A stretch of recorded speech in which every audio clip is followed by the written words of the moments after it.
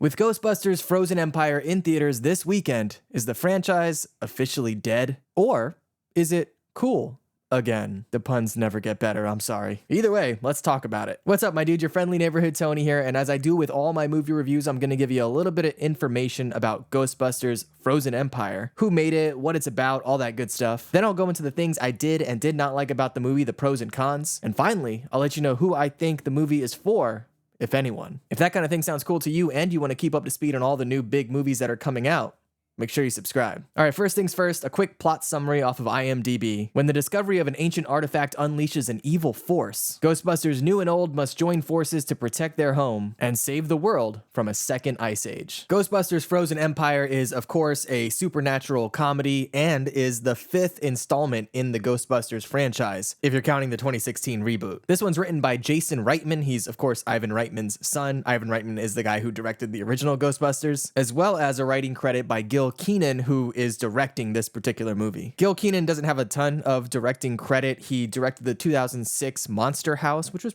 pretty good for a kid's movie, as well as the 2015 Poltergeist remake, which was not so great, and most recently, A Boy Called Christmas, which I haven't seen. The movie's in theaters this weekend and is rated PG-13 for some supernatural violence, a bit of language here and there, and some suggestive material. I'll tell you, for me, after watching the movie, there is definitely some spooky content in here. I don't know if I'm the metric to go off of, but if I had seen this as a little kid, I would have definitely had some nightmares. The movie's also just shy of 2 hours long, which I feel like is a good length for this kind of movie. It really allows it enough time to build the story and everything without feeling too rushed or too stretched out. Now, as far as a cast is concerned, this movie is star-studded. I'm gonna go ahead and read off my list. We've got Paul Rudd, Carrie Coon, Finn Wolfhard, Grace McKenna, Kumail Nanjiani, Patton Oswalt, Celeste O'Connor, Logan Kim, Bill Murray, Dan Aykroyd, Ernie Hudson, and Annie Potts. It is insane the amount of people that we have in this movie from recent Ghostbusters movies and Ghostbusters past. Okay, so let me go ahead and give you my expectations going into the movie so that way you kind of know where I'm coming from. Now, full disclosure, I'm not really a big Ghostbusters fan. I've seen all the movies, but they don't really hold a special place in my heart. And honestly,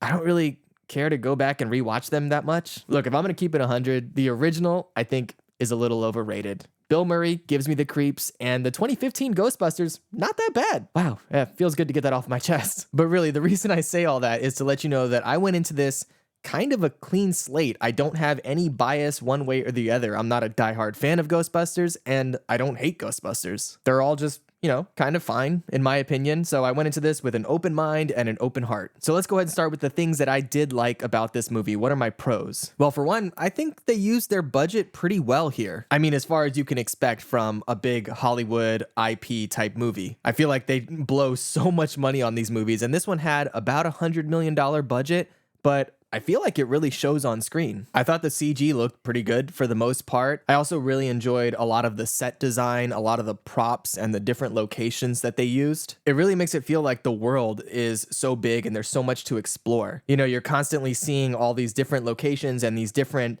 knickknacks that feel like they have a backstory to them. It feels very lived in. They also do some really interesting things with the ghosts in this movie. I'm not going to spoil anything, but I feel like we explore more of what it is to be a ghost and what the afterlife is all about. And they do more than just having every ghost be evil or mischievous. We're getting some more depth here, and I like that. There are also some pretty violent and brutal things that these ghosts do to some of the humans in the movie. It obviously keeps its PG-13 rating, so it's not going to go too far, but there were definitely a few moments in the movie where I was pretty shocked by what they did. Another thing is I really like the use of sound throughout the movie, whether it's the sound effects of all the different things that are happening on screen or the use of actual sound and removing sound from certain scenes. I thought that was pretty cool. It's nothing we haven't seen before, but it shows that they're really putting effort into the sound design of the movie. So I like that. I also really like with these most recent Ghostbusters movies that we're getting a lot of the family dynamic, whether it's of course the kids and how they're dealing with the situations that they're in and dealing with their mother, or Paul Rudd's character kind of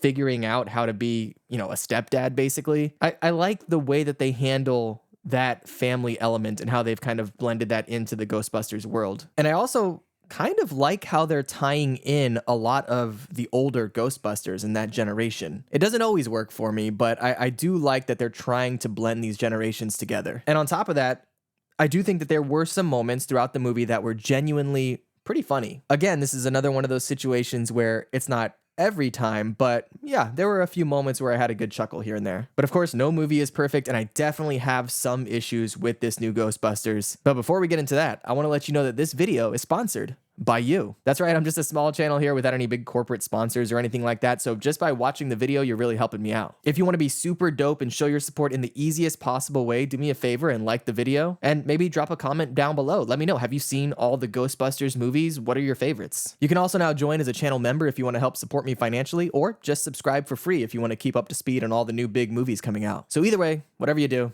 I appreciate it. All right, on to the cons. Okay, the big thing that stands out to me as a negative about this movie is that I don't think this movie knows who it's for. You know, I touched on in the pros how I do enjoy how they're blending in some of the different generations of Ghostbusters to an extent. I think that they go a little too far with it, and they spend too much time bouncing around between whether it's that older generation of Ghostbusters and, you know, them being senior citizens and a lot of nostalgia nods to them, or the time that we spend with the two kids and their friends in the movie and how it feels like the movie is trying to appeal to that younger audience. And then we spend almost, it feels like, an equal amount of time with the parents, with Paul Rudd and the actress who plays the mother. I forget her name. But it also feels like the studio and the writers are trying to appeal to that generation as well. And to a degree, that's good. You know, you want oftentimes to have what they call a 4-quadrant film, which basically means that it appeals to males, females, young and old. You're getting all 4 quadrants. But in this particular case, it just felt a little clunky. It felt like they didn't know who they were trying to appeal to, and so they tried to appeal to everyone, and it just didn't balance out right. It does spend most of its time, I think, with the younger group, especially with Grace McKenna. She's really the main protagonist of this movie, and although I do think she's a good actress, they did not write her character very well in this movie. She's, of course, you know, this angsty teenager, and that's fine. That's something that can help move the plot along, but it feels like that's all she is throughout the entire movie. And we're not really getting a lot of nuance or anything other than that from her character. And when she is the main focus of the movie, you're spending the majority of the time with her, that gets old pretty fast. Oh, and don't even get me started with Finn Wolfhard. I feel like this kid has so much promise. And I was talking to one of my film critic friends last night after the movie, shout out to EJ, and we were just talking about how he hasn't really done anything other than the same formulaic roles over and over again. And this is just another example of that. Really, it feels like his character is almost an afterthought. He just has a few scenes throughout the movie and then he just kind of sits in the background. But the biggest sin that I think this movie commits is that it is so completely formulaic and predictable. I'm telling you, every step of the way, if you've seen any movie ever, or read a book or heard a story, you're gonna know exactly where the movie is going every step along the way. Characters make the dumbest choices that no rational human being with an IQ above 12 would make. And it really feels like they have to just to move the plot along. Honestly, I said it when I first saw the trailer back when that came out, but I feel it even more after watching the movie. This feels like an episode of an animated series. You've got the villain of the week, some mumbo jumbo about his backstory that doesn't really matter, people doing nonsensical things just to move the plot forward, characters that are just there to spout exposition and provide information dumps, cameos just for cameo's sake, and ultimately just a really forgettable villain and conflict. Man, I really thought I would be a lot more positive going into this review. But yeah, who is Ghostbusters Frozen Kingdom for?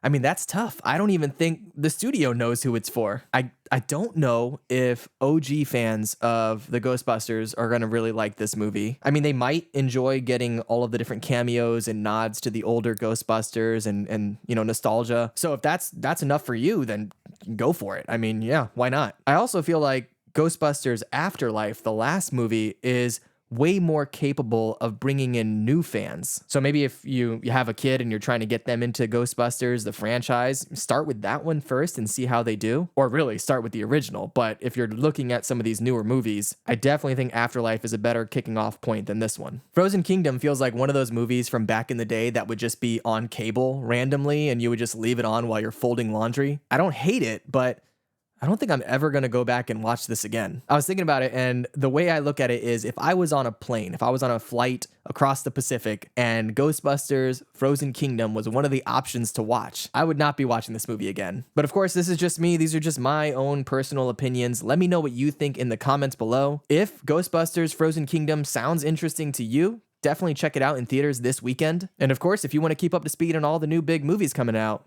make sure you subscribe. All right, my dude. I'll catch you in the next one. Be good.